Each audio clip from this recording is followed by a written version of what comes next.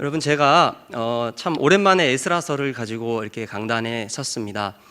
제가 이렇게 에스라서를 오랜만에 가지고 온 데에는 세 가지 이유가 솔직하게 있습니다. 첫 번째, 너무 어렵습니다. 그래서 계속 이 핑계 저 핑계 내면서 계속 미뤄왔습니다. 두 번째 핑계는 우리 교육자들은 제가 계산해 보니까 한 수요 예배를 한 6주에 한 번 정도 설교하더라고요. 그래서 오늘 설교를 하면은 이제 영감이 막 떨어지는 거예요.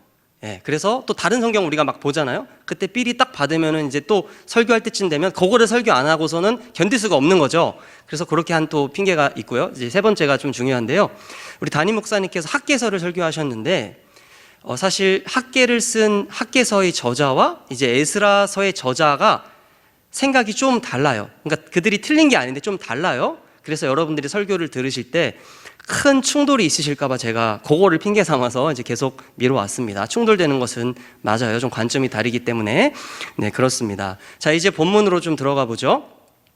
에스라 3장을 보시면은 이제 이스라엘 백성들이 성전 지대를 놓았다는 것을 알게 됩니다. 여러분, 이제 오랜만에 수요 예배 오신 분들도 있고 처음 오신 분들도 제가 오늘 세 분 확인을 했거든요. 그래서 한 번만 이제 설명을 드리도록 하는데요. 제가 얼굴을 잘 외워가지고 죄송합니다. 그 이제 여기 본문에 나오는 스룹바벨 그리고 이스라엘 백성들은 어떤 사람들이죠? 세계 패권 국가 바벨론에 살던 사람들입니다. 그들은 신분만 포로였지 세계 제일의 의료, 교육, 문화시설을 다 누리던 자들이었습니다. 그러니까 신분만 포로인데 자유인인 거예요. 돈을 많이 벌면 사유재산을 가져서 부동산 투기도 하고 고리 대금업도 하던 사람들이 바로 본문에 나오는 사람들이라는 겁니다. 그들의 자녀들이 공부를 잘하면 어떻게 돼요? 바벨론의 요직에 오르게 되는 거죠. 그래서 다니엘 이런 사람들 있지 않습니까? 에스라, 니에미야 이런 사람들이 다 그런 혜택을 누린 사람들입니다. 그런데 어느 날 갑자기 하나님께서 예레미야에게 하신 약속을 고레스의 입술을 통해 성취하셨습니다. 이제는 바벨론에 살던 이스라엘 백성들이 더 이상 그곳에 살지 말고 예루살렘으로 돌아가라 이렇게 말씀을 하신 겁니다. 그래서 본문에 나오는 사람들은 바벨론에서 누리던 모든 혜택들, 모든 것들을 다 포기하고 이제 예루살렘으로 돌아온 거죠. 그러니까 대단한 믿음의 사람들이라는 것입니다. 그리고 3장, 오늘 본문 앞이죠. 3장에서 이들은 여러 어려움을 극복한 후에 성전의 지대를 놓았습니다. 성전의 기초를 놓은 것입니다. 대단한 일을 한 겁니다. 큰 일을 한 거죠. 그리고 비로소 오늘 에스라 4장에 와서 이제 본격적으로 성전 공사를 하려고 하는 겁니다. 이제 삽을 뜨려고 막 하는 거예요. 그런데 어느 날 갑자기 어떤 사람들이 이 스룹바벨과 믿음의 사람들에게 찾아왔습니다. 여러분, 쉽게 제가 주어를 스룹바벨이라고 말씀을 드리겠습니다. 이스라엘의 대표가 스룹바벨이니까 앞으로 설교에서 계속 스룹바벨이라고 말씀을 드리겠습니다. 스룹바벨이 최고 리더니까 그 자에게 지금 찾아온 것입니다. 자, 이들이 누구인지 우리 사진을 한번 보겠습니다. 이들이 누구인지 이해를 돕기 위해서 노란색이 뭐냐면은 페르시아가 저 영토를 다 통치를 하고 있었습니다. 전쟁에 능하고 정치도 잘하니까 세계 제일의 이제 영토를 가지게 된 거예요. 세계 패권 국가라는 것입니다. 자, 다음 사진이요. 그런데 저기 보시면은 사마리아라는 곳이 있지 않습니까? 사마리아 밑에가 예루살렘이죠. 지금 이스라엘 백성들은 예루살렘에서 살고 있습니다. 그런데 이 페르시아 왕이 저 팔레스타인 저기 있죠. 이스라엘 땅을 누구에게 주었냐면 바로 사마리아 사람들에게 주었습니다. 사마리아 사람들 중에 총독을 한 명 세우고 그 사람이 저 전체 땅을 통치하라고 이렇게 명령을 했던 거죠. 그러니 이 이스라엘의 땅의 주인이 지금 누구같이 되어 있냐면 사마리아 사람들처럼 되어 있는 것입니다. 그러니까 이들이 지금 스룹바벨을 찾아오는 게 굉장히 합당한 거예요. 그게 나쁜 게 아니라는 말씀입니다. 여러분, 그런데 성경을 보시지 말고 저를 보세요. 자, 1절 마지막 부분을 보시면은 그래도 보시는 분들이 있어요. 아주 좋습니다. 그 말씀에 대한 열정 좋아요. 저를 보라 그래도 성경을 보는 그 열정, 그런 건 좋은 겁니다. 자, 그런데 그 대적이라는 단어가 나와요. 그러니까 에스라서 저자는 이 사마리아 사람들이 스룹바벨과 이스라엘의 대적이랍니다. 대적. 여러분, 그러면 이 대적들이 어떤 사람들인가? 아까 제가 사마리아 사람들이라고 말씀을 드렸죠. 이 대적들이 스룹바벨에게 찾아와서 한 가지 제안하는 장면이 2절에 나와 있습니다. 이렇게 제안을 하는 거예요. 스룹바벨이여, 우리가 원래 이 땅에 사는 사람들이다. 그리고 우리도 하나님을 믿는 사람들인데 성전 공사 당신이 할 때 우리도 좀 껴줘라 제안을 하는 거죠. 그러니까 이스라엘 백성들이 지금 하나님의 성전을 지으려고 할 때 이 대적들이 찾아와서 성전 공사에 우리도 껴줘라 이렇게 제안을 했다라는 것입니다. 여러분 이때 스룹바벨이 어떻게 대처를 하였냐면 한 번에 단번에 일언지하에 거절을 했습니다. 세 글자예요. 안 된다. 한 번에 딱 잘라버린 것이죠. 여러분 그렇다면 스룹바벨은 왜 이때 거절을 했을까요? 좀 공사도 같이 하고 또 돈도 좀 예산도 좀 투자해주고 같이 노동하면은 참 좋을 것 같은데 스룹바벨이 왜 딱 잘라서 거절을 했을까요? 스룹바벨과 이스라엘 지도자들은 이 사람들이 어떤 사람들인지 잘 알았기 때문입니다. 이들은 자신들이 하나님을 믿는다고 고백을 했지만 이 사마리아 사람들은 어떤 사람들이었냐? 한번 저를 따라하겠습니다. 혼합주의 신앙을 가진 자들이었어요. 그러니까 하나님을 믿기도 하고 하나님께 제사를 드리기도 하고 다른 우상들에게 제사를 드리기도 했던 혼합주의 신앙을 가진 사람들이었다라는 겁니다. 그리고 이들에게 사실은 더 큰 문제가 있었습니다. 이들은 사실은 하나님과 성전에 대해서는 관심이 일절 없는 사람들이었습니다. 이들이 관심 있었던 것은 무엇이냐? 한번 저 따라해 보겠습니다. 돈이었습니다. 돈. 여러분 고대 시대에 동서고금을 막론하고 신전이 세워지잖아요. 그러면 무엇이 생기는가? 그 동네에 상점이 생깁니다. 상점이 생겨요. 엄청난 마켓, 즉 시장이 막 생기는 거죠. 그래서 헤롯 대왕 당시에 예루살렘 성전이 세워졌잖아요. 그 주위에 엄청난 상점들이 존재했거든요. 그리고 거기서 사업하는 사람들은 대다수가 부자였습니다. 그러니까 이들도 아는 거예요. 신전이 세워지면 그곳에 상점이 생기기 때문에 그 상권을 내가 가져야 되겠다. 그러니 지금 지분을 넣어야 되겠다. 이런 생각으로 스룹바벨에게 찾아와서 성전 공사를 시켜달라고 제안을 했다라는 것입니다. 그리고 이들이 또 관심 있었던 것은 돈의 두 번째 종류인데요. 바로 성전 금고였습니다. 성전 금고. 여러분 이들은 아는 거예요. 만약 예루살렘에 다시 하나님의 성전이 세워지면 전 세계에 흩어져 있었던 수많은 디아스포라 유대인들이 예루살렘을 찾아서 분명 엄청난 재물들을 드릴 것이다. 이것을 알았다라는 거죠. 그래서 이들은 성전이 세워지면 유대인들이 드리는 헌금을 가로채고자 이토록 성전 공사에 참여하고자 했다라는 것입니다. 그래서 지혜로운 스룹바벨은 안 된다 단호하게 거절을 했던 것이죠. 굉장히 지혜로운 거절이었다라는 것입니다. 여러분 거절당한 이 이스라엘의 대적들이요 거절을 당하자 이제 본색을 드러냅니다. 그들이 어떤 사람이었는지를 자신들이 증명해요. 우리 지금부터는 성경을 보는 시간이에요. 잠깐 우리 화면을 보시고 4절 말씀 여러분들이 한번 읽으시겠습니다. 자, 시작.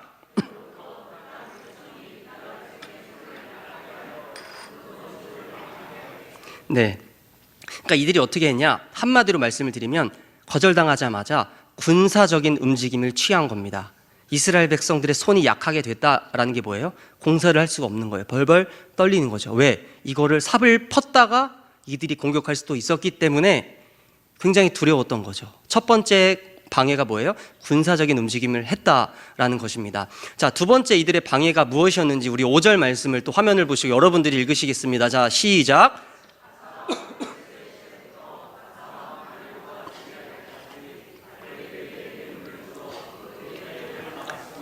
여러분 어떻게 한 거예요? 그러니까 페르시아 요직에 오른 사람들 있죠. 우리나라로 따지면 뭐 장관 같은 사람들이 있지 않겠습니까? 뭐 외교부 장관 이런 사람들이 파견되어 있었어요. 페르시아에서도 이스라엘 땅에 많은 그 사람들을 보내놨거든요. 그 요직에 오른 페르시아 요직에 오른 그 사람들에게 이 대적들이 뇌물을 먹였다라는 겁니다. 그래서 공사를 진행할 수 없도록 막았다라는 거죠. 공작을 했다라는 거죠. 굉장히 간악한 사람들이었다라는 것을 지금 보여주는 겁니다. 자, 이들이 했던 움직임 한 가지만 더 살펴보겠습니다. 자, 6절 말씀을 함께 읽겠습니다. 자, 시작.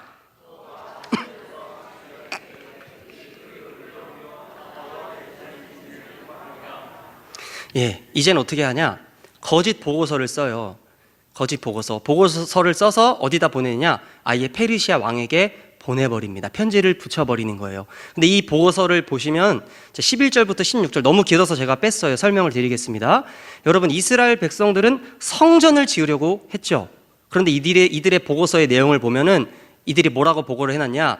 페르시아 왕이시여 들으소서, 이 이스라엘 백성들은 지금 성전을 짓지 않고 성곽, 즉 성벽을 짓고 있습니다. 그리고 이 성벽이 만약 완성되면 저들은 당신에게 바치던 조공과 관세와 통행세를 내지 않고 마침내 당신에게 반역을 행할 것입니다. 이렇게 거짓 보고서를 냈다라는 거죠. 여러분, 정치 너무 재밌지 않습니까? 지금 역사 드라마 한 편 보는 것 같죠? 우리나라 정치도 이렇게 하잖아요. 그들이 이때부터 그런 정치가 있었던 거죠. 그런 정치, 악랄한 정치 공격을 바로 했다라는 거죠. 여러분, 그들이 이렇게 정치적인 공격을 했던 결과가 무엇인지 24절에 나옵니다. 자, 한번 함께 읽겠습니다. 시작. 하나님의 성전 공사가 바사왕 다리오 제2년까지 중단되니라. 아멘. 그들의 이렇게 간악한 괴계 때문에 하나님의 사람들이 지금 자신들이 맡은 그 사명을 감당하지 못했다. 이렇게 에스라 4장이 이제 맞춰져 버립니다. 여러분, 어떻게 된 거죠? 좀 이상하죠? 아니, 여러분들 잘 아시지 않아요? 하나님의 말씀에 우리가 순종을 하면은 역사가 일어나야 되잖아요. 그런데 어떻게 됐다고요? 하나님의 사람들이 하나님의 말씀에 순종해서 그대로 진행을 했는데 이게 막혔다라는 거예요. 실패했다라는 거죠. 여러분, 어떻게 생각하세요? 근데 여러분, 가만히 한번 생각해 보세요. 여러분, 저와 여기에 있는 모든 분들이 바로 이 에스라 4장에 나오는 믿음의 사람들과 동일한 경험을 했습니다. 여러분, 우리가 어떤 경험을 했냐? 여러분들 이런 경험 다 있으시죠? 물론 이제 예수를 인격적으로 만나고 영접한 후에 또 이제 신앙생활을 하다가 우리가 더 뜨거워질 때가 있지 않습니까? 여러분 한번 생각해 보세요. 여러분들에게 신앙적인 전성기가 다 있을 거예요. 저는 바라기는 제가 지금 신앙 전성기를 누리기 원하고 저와 함께하는 이 성도님들이 지금 제일 그 신앙의 전성기를 누리기를 저는 소망하며 사역을 하겠죠. 그런데 여러분들에게 신앙 전성기가 딱 온 거예요. 그래서 결단을 하는 거죠.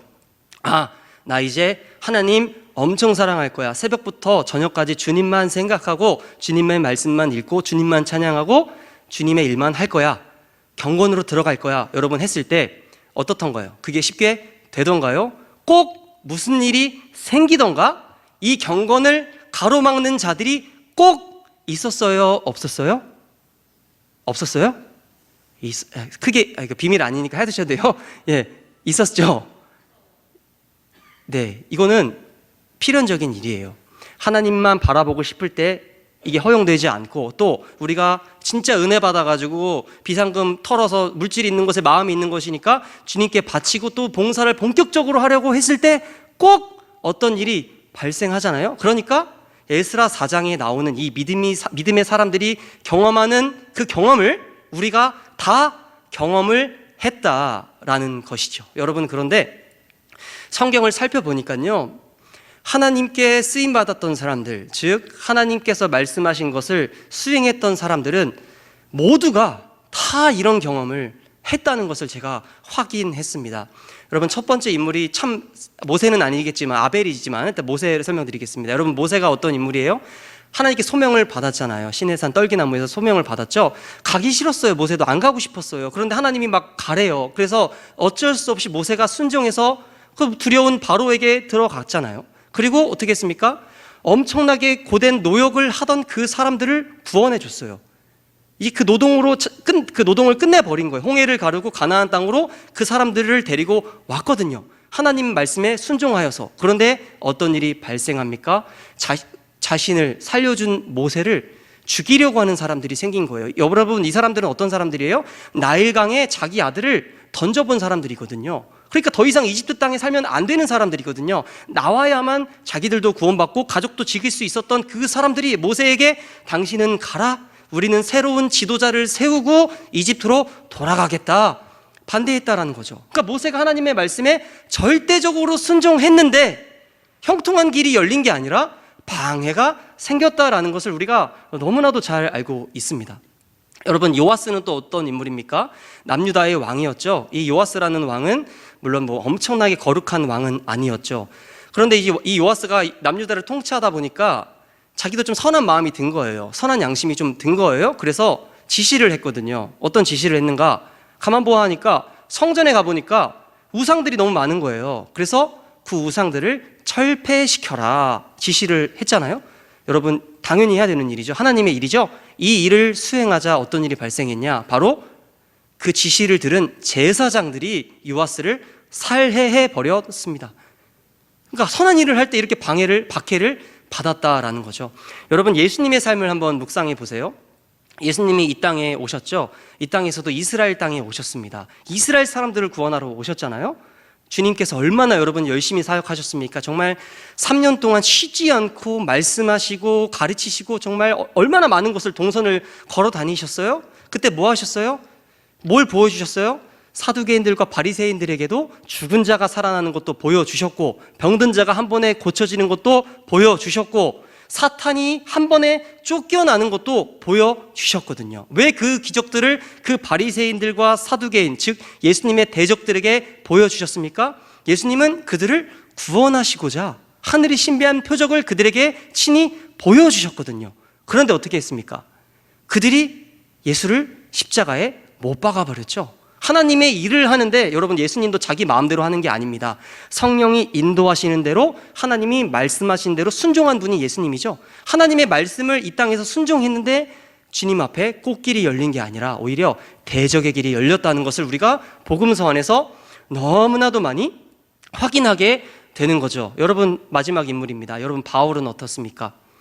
여러분 바울은 이제 회심과 더불어 소명을 받았거든요. 그러니까 회심을 막 3일 동안 금식 기도를 하다가 이제 용서를 받은 거예요. 용서를 받은과 동시에 하나님께서는 바울에게 복음을 전하라 말씀하셨죠. 이 말씀을 들은 사도 바울은 사도행전 9장 20절에 이미디티얼리 바로 즉시로 그 말을 듣자마자 즉시로 가서 복음을 전했습니다. 여러분 하나님의 말씀에 순종해서 복음을 전하면 어떻게 돼야 돼요? 수많은 사람들이 구원받아야 되는데 그런 일은커녕 엄청난 대적자들이 바울 앞에 있었습니다. 여러분 바울 사역 말미에는 어떤 일들이 있었냐면요, 바울에게 복음을 듣고 예수를 영접하게 되어 예수만 주라고 고백했던 사람들, 즉 바울의 제자들이 바울이 죽을 때까지 공격하는 장면을 우리가 확인할 수가 있는 것입니다. 여러분 이처럼 에스라 4장에 나오는 사람들과 저와 여러분만 하나님의 일을 할 때 방해를 받은 게 아니라 원래 하나님의 사람들은 하나님의 일을 감당할 때 필연적으로 방해를 받을 수밖에 없다라는 사실을 저와 여러분이 구약 성경과 신약 성경에서 수도 없이 확인하게 될 수가 있는 것입니다. 사랑하는 여러분, 우리가 하나님만 사랑하고 싶고 하나님만 예배하고 싶고 하나님의 일을 정말 전념하고 싶을 때 그렇다면 우리가 어떤 삶을 살아야 할까요? 어떻게 해야 될까요? 여러분 그것은 바로 모세, 예수님, 바울, 그리고 오늘 본문에 나오는 에스라 4장에 나오는 믿음의 사람들이 그것을 보여줍니다. 이들의 공통점이 무엇이냐면요, 이들은 자신들에게 박해가 왔을 때, 방해가 왔을 때 자신들의 시선을 그 방해꾼들에게 두지 않았다라는 겁니다. 엄청난 방해가 몰려왔을 때 이들은 자신들의 시선을 반대자들에게 두지 않고 오직 하나님께만 두었다라는 것을 우리가 확인할 수 있습니다. 여러분 우리가 민수기 말씀을 좀 읽어보겠습니다.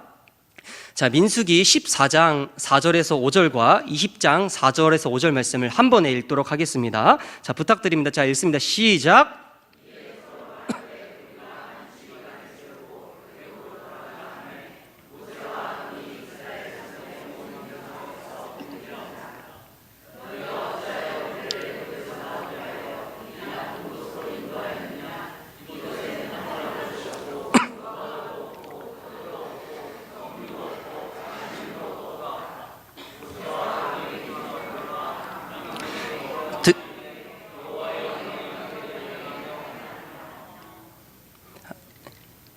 네, 5절까지인데요. 네.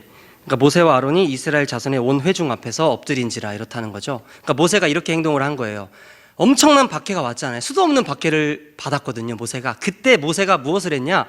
자기를 죽이려고 하고 엄청난 모함이 있을 때 모세는 시선을 그들에게 두지 않고 뭐 했다는 거예요? 첫 번째, 일단은 하나님께 납작 엎드렸습니다. 고개를 밑으로 들고 받고 하나님께만 기도한 거예요. 여러분 하나님께 기도하는 사람들은 어떻게 됩니까? 그들의 시선이 머리를 올리게 되죠. 헤드업 하게 되는 겁니다.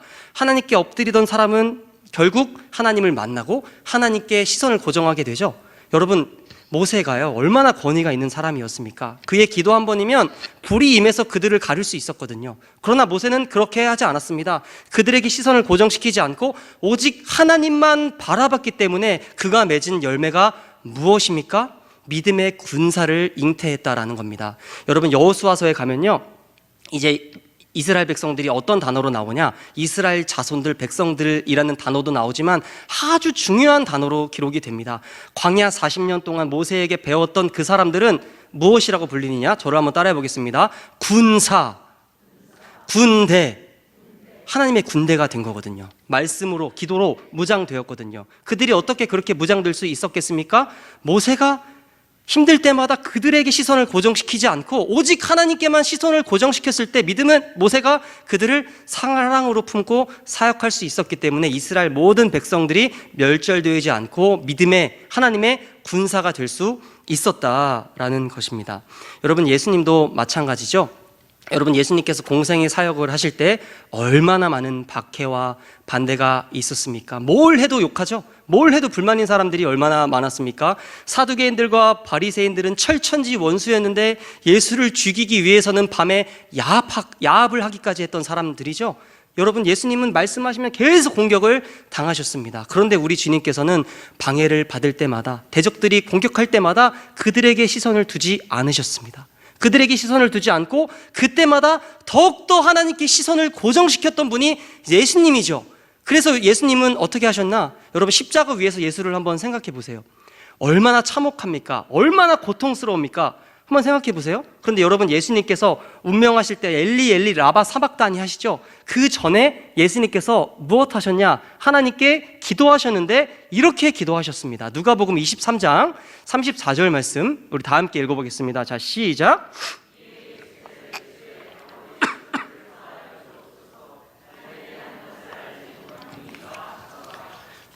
여러분, 예수님은 수많은 사람들이 십자가 위에 있는 당신을 보면서 조롱하는 것을 참으셨습니다. 여러분, 한번 생각해 보세요. 여러분이 병상에 누워 있는데 어떤 사람이 와서 아이고 잘됐다, 기도하지 않더니 뭐 하나님께 제대로 하지 않더니 너 심판받는 거야 하면 여러분, 자다가도 내일 죽더라도 지금 막 일어나가지고 가만히 있을 수가 없겠죠. 여러분, 예수님 한번 생각해 보세요. 아무것도 입지 않으셨죠? 얼마나 많은 조롱을 당하셨습니까? 얼마나 큰 통증을 예수님께서 겪으셨습니까? 여러분, 예수님께서 왜 포도주를 안 드셨어요? 십자가 위에서 그 포도주를 마시면 통증이 경감될까봐 그 포도주를 마시지 않고 나중에 쓴 포도주를 드셨잖아요. 왜? 나는 이 아픔을 참아내야 하니까. 너무 고통스럽더라도 예수님께서 그걸 다 참으셨잖아요. 그렇게 극한의 고통이 있을 때 사람들이 조롱할 때 예수님은 어떻게 그들을 심판하시지 않고 어떻게 그들을 위해 하나님께 기도할 수 있었겠습니까? 그것은 예수님은 자신을 박해하는 사람들을 본 게 아니라 그 힘든 순간에도 하나님께 시선을 고정시켰기 때문에 그들을 향한 사랑의 마음을 가지실 수 있었다라는 사실입니다. 여러분, 만약 주님이 그때 그들을 심판하시면 오늘날 우리 주님을 사랑의 주님이라고 말할 수 없겠죠? 사랑의 주님이 되고자 하셨던, 당신의 사랑을 보여주고 싶으셨던 예수님께서는 대적들이 있었음에도 불구하고 그들의 조롱은 무시한 채 오직 하나님께만 시선을 고정시켜 주시는 그런 분이 바로 우리 주님이셨습니다. 여러분, 사도 바울도 마찬가지죠. 여러분, 사도 바울은요 굉장한 사람입니다. 그가 마음만 먹으면 로마의 장군, 요직에까지 오를 수 있었던 사람이거든요. 여러분, 그런데 사도 바울이 얼마나 많은 공격을 당했어요? 로마 정부 이용하면 자기 반대하는 사람들 다 처단할 수 있었습니다. 여러분, 그리고 사도 바울이 글을 얼마나 잘 썼어요? 그 잘못된 자들을 향한 글을, 논문을 딱 써가지고 초대교회 회람용으로 딱 돌려가지고 그들은 사탄이다 말할 수 있었거든요. 그러나 사도 바울은 그런 일은 하지 않았죠. 만약 사도 바울이 자신의 시선을 자신의 대적자들에게 두었다면 어떻게 되었겠습니까? 로마서, 갈라디아서, 골로새서 이와 같은 복음의 진수인 글을 쓸 수 있었겠습니까? 십자가 그 길을 끝까지 멸관 받으러 그 길을 끝까지 걸어갈 수 있었겠습니까? 그럴 수 없었습니다. 그래서 사도 바울은 엄청난 박해가 있더라도 그들에게 대항한 것이 아니라 그럴 때마다 더 하나님께 자신의 시선을 고정시킨 위대한 믿음의 사람들이었다라는 겁니다. 여러분, 오늘 본문에 나오는 사람들도 마찬가지입니다. 그들이 뇌물로 인한 문제, 군사적으로 인한 문제, 공작으로 인한 문제를 처했을 때 그들이 이 문제에서 벗어날 수 있는 방법이 있었거든요. 어떻게 하면 됩니까? 페르시아 왕을 의지하면 되는 거예요. 고레스의 친서가 있잖아요. 그 친서를 페르시아에게 보내면 되거든요. 그리고 사마리아 대적들의 뒷조사를 딱 해가지고 그들의 모든 문제를 딱 정리해서 그것을 페르시아 정부에게 신고, 즉 고발을 하면 되는 것이거든요. 그러나 오늘 본문에 나오는 믿음의 사람들은 그렇게 하지 않고 힘듦이 있었을 때마다, 대적들이 올 때마다 그 대적들에게 대항한 것이 아니라 그럴 때일수록 오직 자신들의 시선을 하나님께 고정시킨 결과 비로소 에스라 5장에서 하나님의 위대한 성전을 건축할 수 있게 되었다라는 사실입니다. 사랑하는 여러분, 우리는 지난 주일에 이제 요한계시록 말씀을 들었죠. 참 생명의 말씀을 제가 들었는데요. 우리 화면을 한번 볼까요? 글이 안 보이시겠구나. 제가 지난 주일에 신방을 가보니까 저렇게 목사님 설교를 노팅하는 집사님이 계시더라고요. 저 사역 잘했죠? 제가 한 건 아니지만 잘했죠? 그렇죠? 제가 가르치진 않았는데 이런 거 했죠? 어쨌든 저는 어묵에서 막 안 된다는 거 한 번만 오픈하겠다고 빌어가지고 오늘 가지고 나왔거든요. 여러분들 제가 좀 이런 걸 좀 소개시켜 드리고 싶어요. 여러분, 제가 그 고양시 살 때 그 슬기로운 고향 생활이라는 칼럼 써가지고 잡지에도 제 글이 나오고 했는데, 요즘에는 슬기로운 김포 생활 딱 칼럼 쓰고 마지막에 김포제일교회 다니는 거다 칼럼을 쓰고 싶고, 그 안에 또 김포제일에서 슬기로운 생활하는 거 제가 그걸 쓰고 싶어요. 하나만 알려드릴게요. 책 나오기 전에. 자, 주보가 이렇게 있습니다. 주보가 이렇게 있죠. 여러분 이렇게 한번 해보세요. 말씀 요약 되는 부분 있죠. 요거를 주보를 가지고 댁에 돌아가셔가지고 요거를 모으세요. 차곡차곡 모으시기만 하시면 안 되고, 한 주 동안 어떻게 해야 되겠어요? 마르고 닳도록 읽어보세요. 그러면 우리들의 삶이 새로워질 수밖에 없는 겁니다. 여러분, 저는 그것을 경험하고 있는 거예요. 여러분, 지난 주일에 제가 은혜 받았던 설교 부분이 뭐냐, 마지막 부분이었는데요, 2점이었습니다. 담임 목사님께서 이렇게 설교를 하셨어요. 우리가 복음 때문에 세상에서 박해를 받는다면 그것은 우리가 진정한 그리스도인이라는 것을 증명하는 것이다. 그렇다라는 거예요. 말씀에 딱 꽂혔는데요. 제가 월요일마다 마태복음 강의를 듣거든요. 근데 마태의 신학에 의하면 천국이 이 땅에 왔다는 증거가 무엇이냐?